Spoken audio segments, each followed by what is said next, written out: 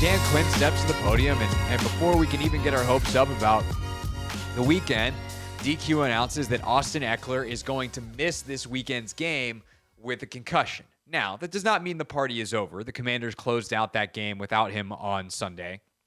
But it is hard to overstate how important Austin Ekeler has been so far this year, to the point that he's almost been taken for granted. I do think people, when they stop for 5 seconds, go, wait, also Austin Ekeler's been great. But the NFL in 2024 is about explosive plays. It is about how do you generate big chunks of yardage to make your lift not as heavy, right? The Commanders have done an unbelievable job, mostly without explosive plays, of getting down in scoring and getting in scoring position. They haven't punted in 2 weeks, literally.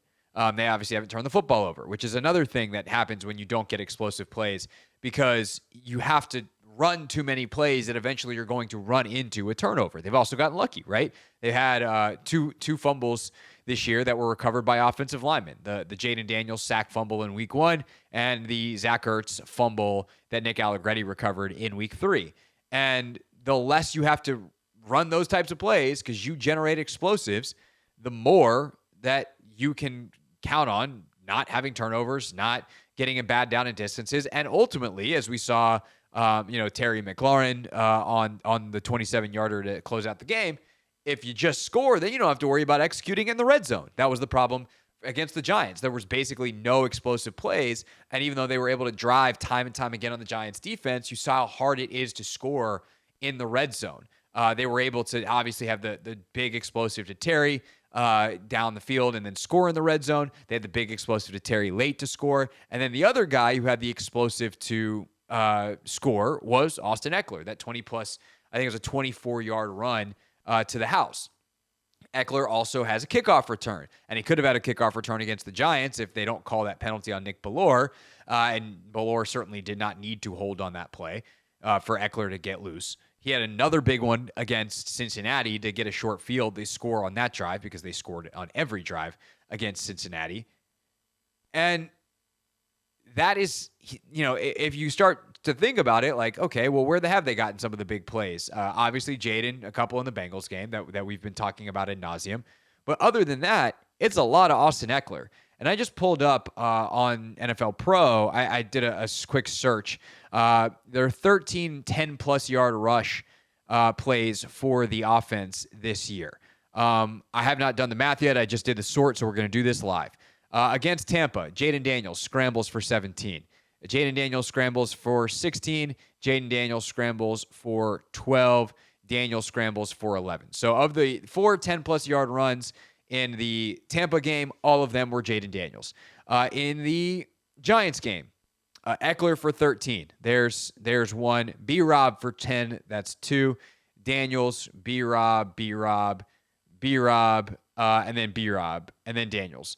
And then in the Cincinnati game, the only big run that they had, and we know that that Robinson was obviously awesome in that Giants game, but the only big run that they had is the Ekeler 24-yard touchdown. It's the only explosive play they have on the ground. None of Daniel scrambles, none of the Robinson runs. It was Ekeler. And then I don't have the ability to, I don't think, sort passes in terms of outcome, receiving outcome, receptions. Do I have the ability to do that? I don't know. I haven't played with this enough to be able to do this in the time and speed that you do when you're reacting, or you want to when you are reacting to breaking news. But here, I can do it this way. Intended receiver, Austin Ekeler. Let's see how that's gone. He's been targeted on 9 plays. These are results of those 9 plays. 22 yards, 11 yards, 12 yards, 7 yards, 4 yards, 16 yards.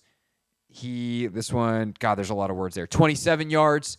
And then in the Cincinnati game, he had 1 for 8 and 1 for 14. You want to talk about generating chunk yardage. Austin Ekeler's the guy that has done it this year. He is a walking explosive play. And while that actually doesn't even begin to tell the full story of Austin Ekeler because of how good he is as a pass blocker, the formational versatility that he has that's been key to what this offense wants to do, it does tell you the biggest part about why Austin Ekeler is such a invaluable piece to this team. and why, while I think Jeremy McNichols will do a good job at a lot of things that Austin Ekeler has done, primarily as a pass blocker. We saw that on the touchdown to Terry, where if you haven't seen the all-22 angle by now, McNichols, despite the fact that Jaden takes a shot on that, it's a shot from a defensive back that's an unblocked, unaccounted for man in the protection. That's on Jaden to get the ball out before he gets there. The reason that he's got time to do that is because on the inside of that play, Jeremy McNichols picks up a blitzing linebacker, Jermaine Pratt, and literally picks him up off the ground, up to his shoulder pads, and then slams him down to the ground. So Jeremy McNichols in pass protection, he's good. Very, very good. He's a decent back out of the backfield. He can run tough, but he's not as shifty and not as explosive as Austin Ekeler. And in a league that is predicated and necessitates big explosive plays to score touchdowns, you are now on Sunday, sadly, without your number one weapon in that department. And will they lean on Brian Robinson more? Probably. Will they maybe get creative with some stuff out of the backfield? Sure. Could they call up Kaz Allen from the practice squad and try to get an explosive out of him? They could. Seems risky. Have it turn the football over. He seems to turn the football over many, many times that he touches it in the preseason touches that he's gotten. Michael Wiley seems like the most likely guy to get called up if they want to go extra running back. But who knows? Who knows what they do? And also, obviously, you could get guys like Olamide Zaccheaus some extra touches in the screen game. Like there's things you can do. Zaccheaus took over in the kick return game. So there are playmakers on this team, but none of them do what Austin Ekeler could do. Next man up sounds nice, but there's no replacing a guy that is the most dynamic ball carrier on your team, not named Jaden Daniels, not named Terry McLaurin. And so far in 2024, as unbelievable as it is based off what he did last year, it is Austin Ekeler. And it just goes to show you that maybe a guy who was battling an ankle injury and relies on really sharp angles to cut on to be explosive, because he can move and weave in ways that most guys can't. And that, well, as nerdy as this is, ankle mobility might be important in that. If he's a little stiff, he can't quite dip the way he wants to dip. And so a fully healthy Austin Ekeler, huge weapon. Hopefully, for his sake, he gets back soon. And obviously for the team's sake, but first and foremost, it's a brain injury, so wishing Austin the best. And that's the uphill climb that now Cliff Kingsbury has a short week to prepare for. How do we generate explosives without the number one guy who has been our explosive player so far this year? Also announced today from Dan Quinn, Cleveland Ferrell is out as well. So they will continue to try to, rotate through on the defensive end and see if they can get a little more pass rush juice, see if they can be a little more solid in the run game, where Ferrell is obviously excellent in week 2, not against a Cincinnati Joe Burrow-led offense, but a still dangerous Kyler Murray and Marvin Harrison Jr. led offense. This is the Hoffman Show on the Team 980 and the Odyssey app.